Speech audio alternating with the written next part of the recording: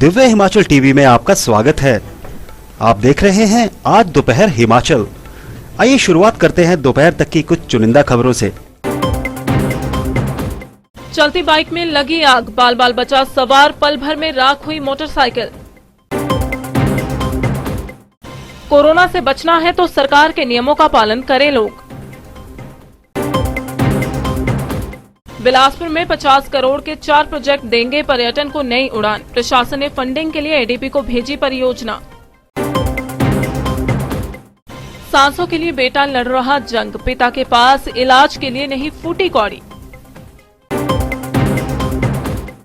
अब समाचार विस्तार से।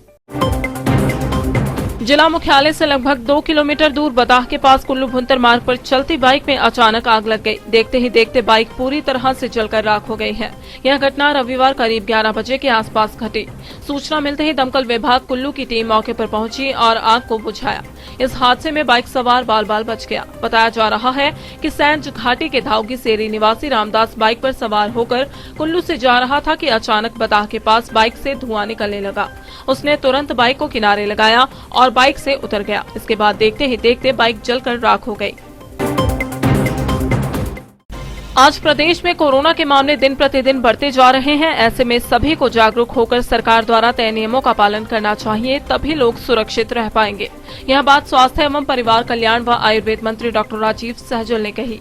बता दें कि नगर परिषद सोलन के वार्ड नंबर 6 में रेजिडेंट वेलफेयर सोसाइटी द्वारा पौधारोपण कार्यक्रम का आयोजन किया गया। कार्यक्रम में स्वास्थ्य एवं परिवार कल्याण व आयुर्वेद मंत्री डॉक्टर राजीव सहजल ने बतौर मुख्य अतिथि शिरकत की। कार्यक्रम का शुभारंभ डॉक्टर सहजल द्वारा औषधीय पौधे रोपित कर किया गया। इस दौरान मंत्री सहजल ने कहा कि सोलन में कोरोना के मामले जिस गति से बढ़ रहे हैं, इसकी उम्मीद बिल्कुल नहीं थी। उन्होंने सोलन वासियों से अपील की है कि सरकार द्वारा जारी गाइडलाइन का पूर्ण पालन करें, तभी हम अपने आप को कोरोना से बचा पाएंगे। ये स्थान जो है जहाँ पर ये कार्यक्रम रखा गया है, ये सोलन शहर में एक अनूठा स्थान है, यहाँ पर आज तक इतना आधुनिकीकरण हो जाने के बावजूद भी हरियाली जो है वो बची हुई है और बहुत बड़ी संख्या में यहाँ पेड़ पौधे जो हैं वो विद्यमान हैं। और आज ये जो वृक्षारोपण हुआ है, ये मैं समझता हूँ इस स्थान को जो है इसका जो महत्व है इस स्थान का, यहाँ पर और भी हरियाली जो है वो होगी। औषधीय पौधे जो है यहाँ पर जो उसका वृक्षारोपण जो है वो किया गया है। समय की मांग भी है। इस तरह से वर्तमान समय में वातावरण को जो क्षति हुई है, तो ये क्षति जो है इसको हम तभी उलट सकते हैं जब हम व्यापक तौर पर वृक्षारोपण करें, हरियाली का जो है विस्तार हो। इस कारण से ही और इस वजह से ही जो है ये पर्यावरण को जो क्षति हमने पहुँचाई है, ये क्षति जो है वो दूर हो सकेगी। और अंत में यही कहना चाहूँगा कि अब कोरोना के केसेस जो है वो बढ़ने लगे हैं। जहाँ पहले अपेक्षित नहीं था कि वहाँ कोरोना के केसेस मिलेंगे, अब हमारे गांव स्तर पर भी जो है ऐसे केसेस जो है वो आने लगे हैं। इसलिए मेरी अपील रहेगी सभी इस स्थान के निवासियों से, संपूर्ण सोलन के निवासियों से, कि ये जो सोशल डिस्टेंसिंग और मास्क का प्रयोग और सोप और सैनिटाइज़र का प्रयोग, ये जो 3 सूत्र हैं और इनका पालन जो है वो बहुत सख्ती से करें।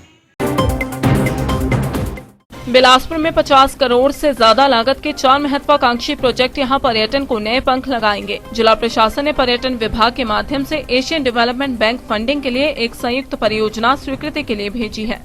उस ओर से हरी झंडी मिलने के बाद इन चारों प्रोजेक्टों को सिरे चढ़ाने के लिए काम शुरू होगा। इन योजनाओं के सिरे चढ़ने से प्रसिद्ध शक्तिपीठ श्री नैना देवी में धार्मिक पर्यटन निखरेगा और गोविंद सागर झील में वाटर स्पोर्ट्स एक्टिविटीज को बढ़ावा मिलेगा। वहीं बंदलाधार पर अप्रूव्ड पैराग्लाइडिंग साइट विकसित होगी। उपायुक्त राजेश्वर गोयल ने बताया कि गोविंद सागर झील में वाटर स्पोर्ट्स एक्टिविटीज के आयोजन के लिए रूपरेखा तैयार की गई है। झील किनारे जेटीज के निर्माण के अलावा शिकारे व हाउस बोट सहित अन्य वाटर इक्विपमेंट्स आदि उपलब्ध करवाए जाएंगे। काफी पोटेंशियल है जिला में। एक फोर्ट्स की बात करते हैं तो वो भी एक रेवेन्यू डिपार्टमेंट से इंफॉर्मेशन गैदर करके हमने भाषा कला संस्कृति विभाग को दी है, क्योंकि फोर्ट्स का डेवलपमेंट का भी बहुत स्कोप है। और एक और मैं कहना चाहूँगा कि भाखड़ा डैम जो है वहाँ पर 1.5 किलोमीटर तक प्रोहिबिटेड एरिया है। हमने BBMB से टेकअप किया हुआ है। वहाँ भी वाटर स्पोर्ट्स और एंगलिंग, इन सब चीज़ों का बहुत स्कोप है। तो मेरा ये मानना है कि आने वाले वर्षों में, और हमारा 4 लेन का जो काम है वो भी टेंडर्स बहुत जल्दी अवार्ड हो रहे हैं, और रेलवे का काम भी बहुत तेज़ी से चला हुआ है। तो इन सब चीज़ों को मिलाकर डेफिनेटली यहाँ पर आने वाले समय में पर्यटन को बहुत प्रोत्साहन मिलेगा। किसी ने सही कहा है कि भगवान किसी को ना गरीबी दे और ना ही बदनसीबी। ऐसा ही कुछ चरितार्थ हो रहा है ज्वालामुखी विधानसभा क्षेत्र की पंचायत जखोटा के मोहल जजीर गांव के बोधराज के ऊपर, जो अति निर्धन परिवार से संबंधित है और उसकी पत्नी का भी देहांत हो चुका है। वह अपने 2 मासूम बच्चों के साथ जैसे तैसे जिंदगी काट रहा है। उसका एक बेटा पिछले 10 सालों से जिंदगी और मौत की लड़ाई लड़ रहा है। उसका पीजीआई में एक ऑपरेशन हो चुका है और डॉक्टरों ने उसे अभी 2 और ऑपरेशन करने के लिए कहा है। बोधराज के बेटे की किडनियां खराब हो चुकी हैं और बचपन से ही उसका मलद्वार न होने की वजह से उसका पीजीआई में इलाज चल रहा है, लेकिन बोधराज के पास बेटे के इलाज के लिए एक भी पैसा नहीं है। ग्राम पंचायत जखोटा की प्रधान सरिता कुमारी ने सरकार व प्रशासन से मांग की है कि इस बच्चे का जीवन बचाने के लिए इस परिवार की मदद की जाए। पंचायत जखोटा निवासी हूँ।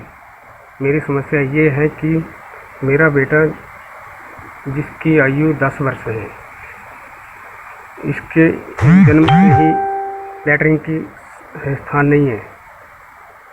लैट्रिन वह पेट द्वारा करता है। वह अभी स्कूल दाखिल भी नहीं है। मेरी और खुद मैं बेरोज़गार हूँ खुद, और बच्चे इलाज करने के असमर्थ हूँ। इसलिए मुख्यमंत्री महोदय से मांग है कि मेरे बच्चे के इलाज के लिए मदद की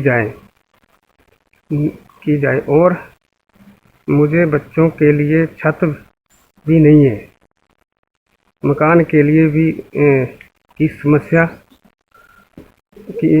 की जाए।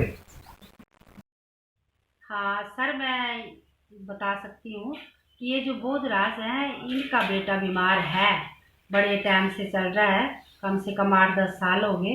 पर इनके डैडी जो थे वो आर्मी में थे पहले, तो ये कोई हम इनकी कोई सहायता नहीं कर पाए कि हमें क्या करना था, ये खुद भी कर सकते। पर अब इनके डैडी जो वो एक्सपायर हो गए हैं, तो पंचायत इनको मतलब बीपीएल परिवार में नहीं सम्मिलित कर पाए। क्योंकि लॉकडाउन की वजह से हमारे जनरल इजलास नहीं हो पाया पूरा।